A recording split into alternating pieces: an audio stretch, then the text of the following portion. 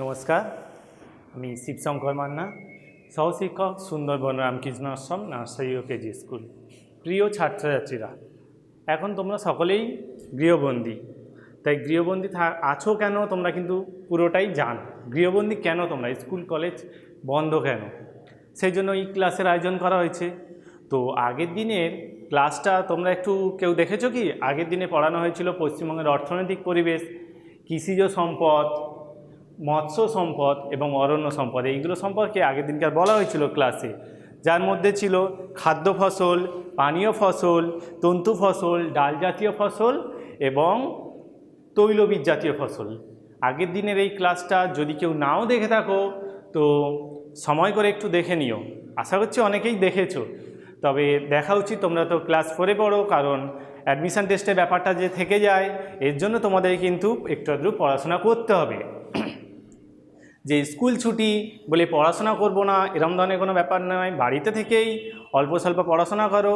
আর আজকে তোমাদের আমি আলোচনা করব সেটা ওই একই জিনিস, পশ্চিমবঙ্গের অর্থনৈতিক পরিবেশ, কৃষিজ, মৎস্য এবং অরণ্য সম্পদ। তার মধ্যে তোমাদের একটা খাদ্য ফসল থাকবে, সেটা হলো গম। অবশ্যই তন্তু ফসল একটা থাকবে, পাট, এবং পানীয় ফসল থাকবে চা। আগের দিনে যে ক্লাসে বলা হয়েছিল খাদ্য ফসল, পড়েছো? খাদ্য ফসল, খাদ্যদ্রব্য হিসাবে যে সমস্ত ফসল আমরা চাষ করি সেটা হলো খাদ্য ফসল, যেমন ধান, গম। তারপরে যদি আমরা বলি পানীয় ফসল, পানীয় হিসাবে আমরা ব্যবহার করি, সেটা হচ্ছে পানীয় ফসল, যেমন চা, কফি। তারপরে দেখো তন্তু জাতীয় ফসল, অর্থাৎ আঁশ। তন্তু কথার অর্থ হচ্ছে আঁশ। আঁশ পাওয়া যায় এই সমস্ত ফসল। সে সমস্ত ফসলগুলো কি কি? পাট, তুলা, এছাড়াও দেখবে ডাল জাতীয় ফসল, দানা জাতীয় ফসল, মুগ, মুসুর, ছোলা, ঠিক আছে, অড়হর। আবার একটা জিনিস আছে তৈলবীজ জাতীয় ফসল। তৈলবীজ জাতীয় ফসলটা কি? যে সমস্ত ফসল থেকে আমরা তেল পাই বা তৈল পাই, সেটা হলো তৈলবীজ জাতীয় ফসল। সেটা হলো কি কি? সয়াবিন হতে পারে, সূর্যমুখী হতে পারে, বা সর্ষে হতে পারে, বাদাম হতে পারে, ইত্যাদি। আজকের আমাদের আলোচনার বিষয় প্রথম হলো খাদ্য ফসল গম। তোমরা সকলেই জানো আমরা ভারতীয়, তাই তো? ভারতীয়দের প্রধান খাদ্য ফসল ধান। ঠিক তার পরেই দেখবে গম। গমের নামটাই কিন্তু চলে আসে খাদ্য ফসল হিসাবে। ধানের পরে দ্বিতীয় প্রধান খাদ্য ফসল হলো গম। তাহলে এই গম বিষয়ে একটু আলোচনা করা যাক। গম যদি আমরা বলি, তোমরা গম চাষের জন্য কিন্তু শীতল পরিবেশ প্রয়োজন এবং উর্বর দোআঁশ মাটিও প্রয়োজন গম চাষের পক্ষে। গম চাষের জন্য তোমাদেরকে বলা হয়, যদি গম চাষের জন্য কীরকম সময় প্রয়োজন, অর্থাৎ কখন চাষ করা হয়। বছরের কার্তিক অগ্রহায়ণ মাসে গমের বীজ বপন করা হয় এবং ফাল্গুন চৈত্র মাসে সেই ফসলটা কাটা হয়। এটা হচ্ছে গম কখন চাষ করা হয়, ঠিক আছে? এই একই রকমভাবে তোমাদের যদি আরও বলা হয় যে গম থেকে, তোমাদের মতন করে বলছি, গম থেকে তোমরা কি কি পাও? গম থেকে আটা পাওয়া যাবে, সুজি পাওয়া যাবে, জানো তোমরা জিনিসগুলো, তাও একবার শুনে নাও। ময়দা পাওয়া যাবে, এবং এই সমস্ত জিনিসগুলো থেকে কি তৈরি হয়? বিস্কুট, রুটি, পরোটা ইত্যাদি। এছাড়াও তোমরা জানতে পারবে, যেহেতু পশ্চিমবঙ্গের বাসিন্দা আমরা, যদি বলে গম উৎপাদনে পশ্চিমবঙ্গের দুটি জেলার নাম বলো বা লেখো, তাহলে আমরা কি বলতে পারি? নদিয়া, বর্ধমান, বাঁকুড়া, জলপাইগুড়ি ইত্যাদি। এটা হলো গম। গমের বিষয়ে তোমাদেরকে আমি বললাম। এইবার তোমাদের পাঠ্যসূচির অন্তর্গত আর নয়, আরও কিছু বিষয় তোমাদের বলছি, যেটা তোমাদের জেনে রাখা আমার মনে হয় জরুরি, কারণ তোমরা বিভিন্ন রকমের পরীক্ষা দিতে হবে, কম্পিটিটিভ পরীক্ষা। যেমন ধরো, গম উৎপাদনে পৃথিবীতে প্রথম কোন দেশ? অবভিয়াসলি চীন। গম উৎপাদনে পৃথিবীতে প্রথম দেশ চীন। তাহলে ভারত, তোমরা বোর্ডে লক্ষ্য করলেও বুঝতে পারবে, ভারত গম উৎপাদনে দ্বিতীয়। এটা পৃথিবীতে গম উৎপাদনে প্রথম দেশ চীন এবং দ্বিতীয় দেশ ভারতবর্ষ। এইবার দেখো, যদি আমরা ভারতের সাপেক্ষে বিচার করি, গম উৎপাদনে ভারতে প্রথম কোন রাজ্য? আজকের তোমাদের আলোচনার বিষয় হলো আর একটা পাট, তন্তু জাতীয় ফসল। আগেই বলা হয়েছে তন্তু জাতীয় ফসলটা কি। গমের বিষয়ে যে জিনিসগুলো আলোচনা করলাম, ভারতবর্ষে প্রথম রাজ্য হলো উত্তরপ্রদেশ গম উৎপাদনে।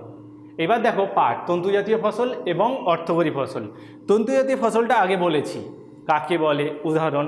এবার যদি আমরা বলি অর্থকরী ফসলটা কি, অর্থকরী ফসল হলো যে সমস্ত ফসল বাজারে উৎপাদনের মাধ্যমে আমরা রপ্তানি করে প্রচুর অর্থ উপার্জন করি, বৈদেশিক মুদ্রাও পেতে পারি, সেটা হলো অর্থকরী ফসল। এখন দেখো পাট সে ধরনের একটা অর্থকরী ফসল। তাহলে তোমাদের গমের মতনও মনে হতে পারে যে পাট তাহলে কখন চাষ হয়। পাট কিন্তু প্রথম চৈত্র বৈশাখ মাসে এটা বীজটা বোনা হয়। ঠিক যেহেতু পাট চাষের জন্য পাটের তন্তু শোকানোর জন্য জলের প্রয়োজন, ঠিক আষাঢ় শ্রাবণ মাস নাগাদ পাটের গাছগুলি কেটে সেগুলো কি পচানো হয়। পচানোর পরে তন্তু বের করে দেওয়া হয় এবং তারপরে যে অংশটা থাকে সেটাকে আমরা কি বলি, পাটকাঠি। এই তন্তু যেহেতু আজ পাওয়া যায় সেই জন্য পাটকে আমরা বলি তন্তু জাতীয় ফসল। ঠিক তার পরবর্তীকালে দেখবে গম থেকেও যেরকম বলেছি কি কি পাওয়া যায়, পাট থেকেও সেরকম ধরনের তোমাদের পরীক্ষায় প্রশ্ন আসতে পারে। পাটের তৈরি দুটি জিনিসের নাম লেখো। পাটের তৈরি দুটি জিনিসের নাম চট, ব্যাগ, থলে, শৌখিন জিনিসপত্র, এরকম ধরনের তোমরা বলতে পারো। এইবার পাট উৎপাদনে পশ্চিমবঙ্গের দুটি জেলার নাম বলো। নদিয়া বলতে পারো, হুগলি, মুর্শিদাবাদ, উত্তর চব্বিশ পরগনা, উত্তর চব্বিশ পরগনা। এইবার তোমাদের বিষয় যেটা আছে সেটা গমের মতনই পাটেরও যে ব্যাপারটা আছে। পাট উৎপাদনে পৃথিবীতে প্রথম কোন দেশ, ওটা গমের, এটা পাটের। পাট উৎপাদনে পৃথিবীতে প্রথম ভারতবর্ষ, ঠিক আছে। এবার ভারতবর্ষে পাট উৎপাদনে প্রথম পশ্চিমবঙ্গ জেলা, ঠিক আছে, রাজ্য, পশ্চিমবঙ্গ রাজ্য। পাট উৎপাদনে ভারতবর্ষে প্রথম পশ্চিমবঙ্গ রাজ্য। ঠিক এই রকমভাবে তোমরা পাটটাও বুঝতে পেরেছো। সমস্ত গমেরও মোটামুটি প্রশ্ন দেওয়া আছে ওইখানে, প্রশ্নগুলো আমি বলছি একটু পরে। পাটটাও বলছি, আগে তোমরা শুনে নাও জিনিসটা। এইবার বলছি চা, পানীয় ফসল, পানীয় হিসাবে ব্যবহার করা হয়, পানীয় ফসল চা।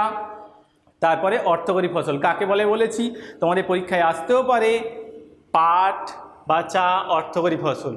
এখন পাটের একটা জিনিস আছে, সেটা হচ্ছে সোনালী তন্তু, তাই তো। সোনালী তন্তু কি, পাটকে সোনালী তন্তু বলা হয় কেন? এখন পাটের যখন পাকে বা আঁশ যখন ছাড়ে তখন সূর্যালোকের সাহায্যে সেটা একটু সোনা সোনার মতন হলুদ রঙের মাঠে দেখা যায়, সোনালি টাইপের। ঠিক পাটের এই সমস্ত আচরণের জন্যই দেখা যায় বলেই পাটকে আমরা সোনালী তন্তু বলা হয়।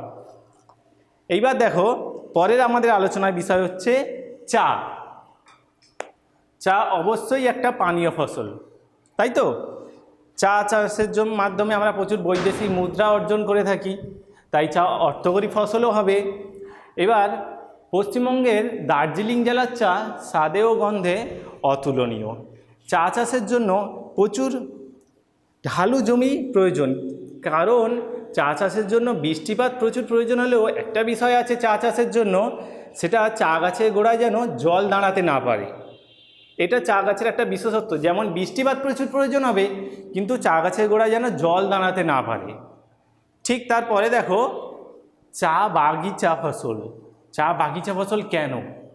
বিভিন্ন রকমের পরিকল্পনার মাধ্যমে বাগান করে বা বাগিচা করে চা চাষ করা হয় বলে চা হলো যে এক প্রকার বাগিচা ফসল।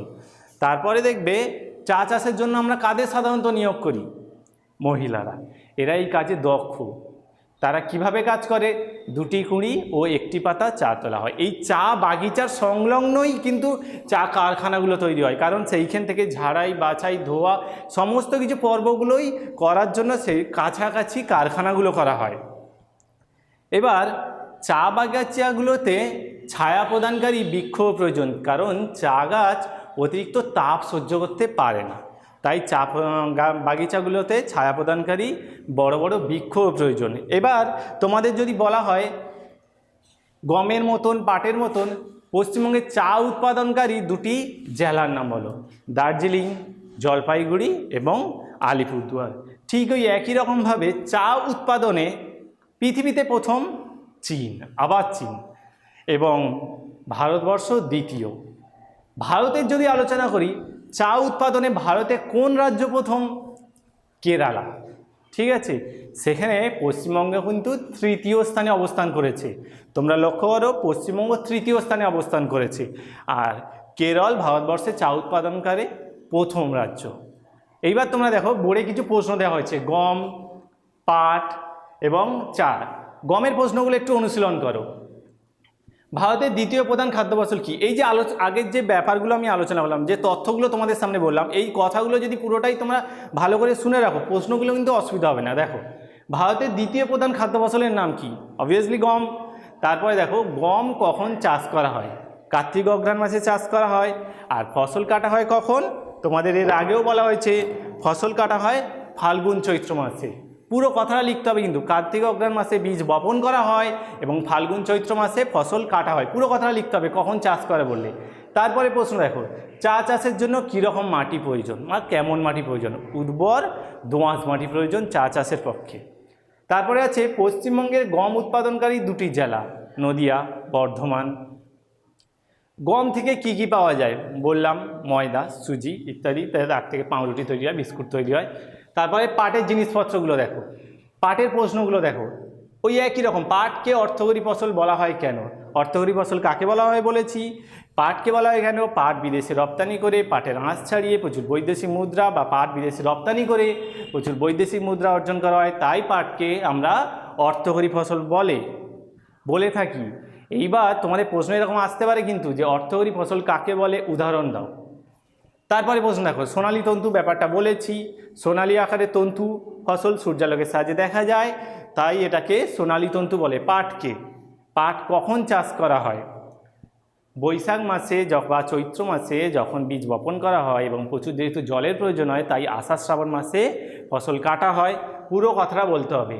পাট থেকে কি কি তৈরি হয়? চট, ব্যাগ, থলে, শৌখিন জিনিসপত্র ইত্যাদি। পশ্চিমবঙ্গে পাট উৎপাদনকারী দুটি জেলা, নদিয়া, বর্ধমান, উত্তর চব্বিশ পরগনা বলতে পারো। এবার চা চাষের জন্য কেমন ভূমি প্রয়োজন? ঢেউ খেলানো, যাতে জল দাঁড়িয়ে থাকতে না পারে। প্রচুর জলের প্রয়োজন, কিন্তু জল যাতে দাঁড়িয়ে থাকতে না পারে, সেরকম ধরনের ভূমি প্রয়োজন। তারপরে পশ্চিমবঙ্গের কোন জেলার চা স্বাদে ও গন্ধে অতুলনীয়? তোমাদের পরীক্ষায় আসতেই পারে এই প্রশ্নটা। পশ্চিমবঙ্গের দার্জিলিং জেলার চা স্বাদে ও গন্ধে অতুলনীয়। পশ্চিমবঙ্গে চা উৎপাদনকারী দুটি জেলার নাম, দার্জিলিং, জলপাইগুড়ি এবং আলিপুরদুয়ার। এই হলো তোমাদের আজকের আলোচনা, গম, পাট এবং চা। এবার বলি, নেক্সট ক্লাসে তো আবার পরবর্তী জিনিসটা আলোচনা হবে। আর বাড়িতে এইগুলো অভ্যাস করবে। বাড়িতে থাকো, সুস্থ থাকো, এটুকুনি কামনা করি। পরের ক্লাসে আবার দেখা হবে। নমস্কার।